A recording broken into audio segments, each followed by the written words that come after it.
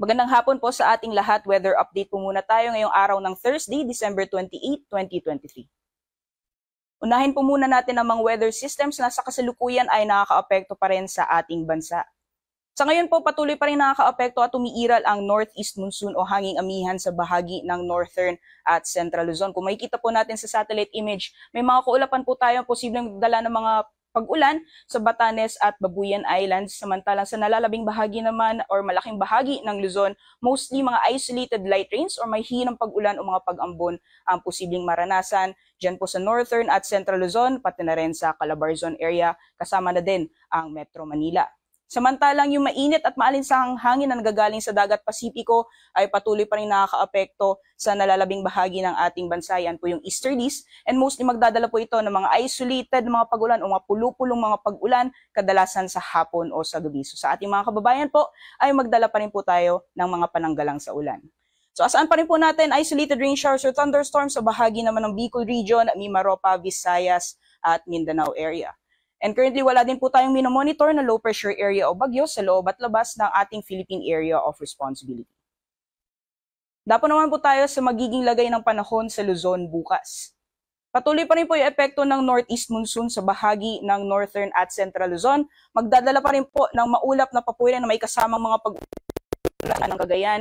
Meanwhile, isolated light rain posible pa rin maranasan northern at central Luzon, pati na rin sa Calabarzon and Metro Manila area. Meanwhile, sa nalalabing bahagi naman po ng Luzon, Mimaropa at Bicol Region, magpapatuloy pa rin yung posibilidad ng mga isolated rain showers or thunderstorms. Sa mga agwat naman po ng temperatura sa piling syudad sa Luzon area, for Lawag maglalaro mula 25 to 31 degrees Celsius, 23 to 29 degrees sa Tugigaraw.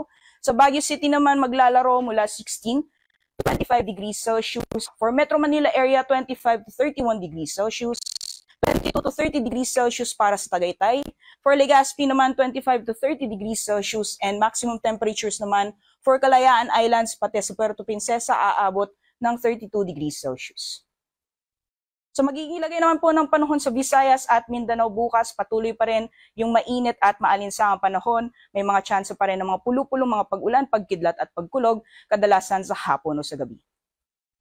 Agwat naman po ng temperatura sa mga piling syudad sa Visayas at Mindanao, maximum temperatures sa Visayas, sa Iloilo, Cebu at Tacloban na abot ng 31 degrees Celsius maximum temperatures. Medyo may kainitan po ang temperatura natin bukas sa Zamboanga, maglalaro mula 24 to 35 degrees Celsius. Samantalang maximum temperature sa Cagayan de Oro, 30 degrees Celsius, at sa Davao naman ang temperatura ay maglalaro mula 25 to 32 degrees Celsius. Sa kalagayan man po ng ating karagatan, wala po tayong nakataas na gale warning sa anumang baybayin ng ating bansa.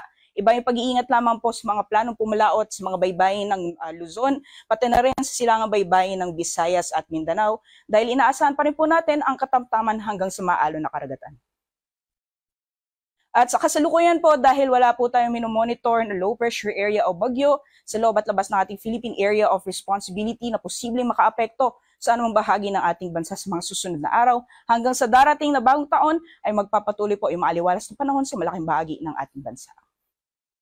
Temperatures or temperature range sa Metro Manila maglalaro mula 24 to 31 degrees Celsius, Baguio City naman 16 to 25, for Legazpi City 24 to 31 degrees Celsius, 25 to 31 degrees Celsius para sa Metro Cebu, at 24 to 33 degrees Celsius naman para sa Metro Davao.